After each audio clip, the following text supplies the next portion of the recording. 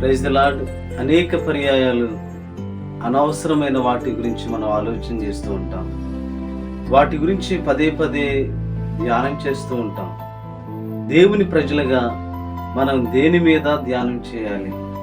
ఈరోజు దేవుని మాట మీ కొరకై ఫిలిప్పీలకు రాసిన పత్రిక 4వ అధ్యాయం 8వ వచనం నందు, వాటి మీద ధ్యానం ఉంచుకున్నది. వేటి మీద మనం ధ్యానం చేయాలి? ఏవి సత్యమైనవో, ఏవి మాన్యమైనవో, ఏవి స్థిరమైనవో, ఏవి ఆశీర్వాదకరమైనవో వాటి మీద మనం ధ్యానం చేయాలి. దేవుని వాక్యం మనకివ్వబడినటువంటి శ్రేష్టమైనటువంటి బహుమానం. ఆ వాక్యం మీద ధ్యానం చేయండి. ఆ వాక్యాన్ని ధ్యానం చేస్తూ మీ జీవితాలను సరిచేసుకోండి.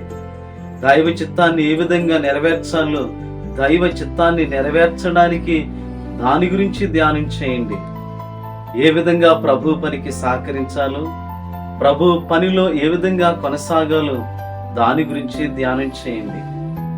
స్థిరమైన, సత్యమైన, నిత్యము నిలిచే వాటి మీద మనం ధ్యానం చేసుకుంటూ మన మెడిటేషన్ అనేది వాటి మీద ఉండడానికి మనల్ని మనం అప్పగించుకోవాలి. దేవుడు అలాంటి స్థిరమైన వాటి మీద ధ్యానం చేసే కృప మనందరికీ కలుగు చేయనుగాక. దేవుడు మిమ్మల్ని దీవించునుగాక. God bless you all.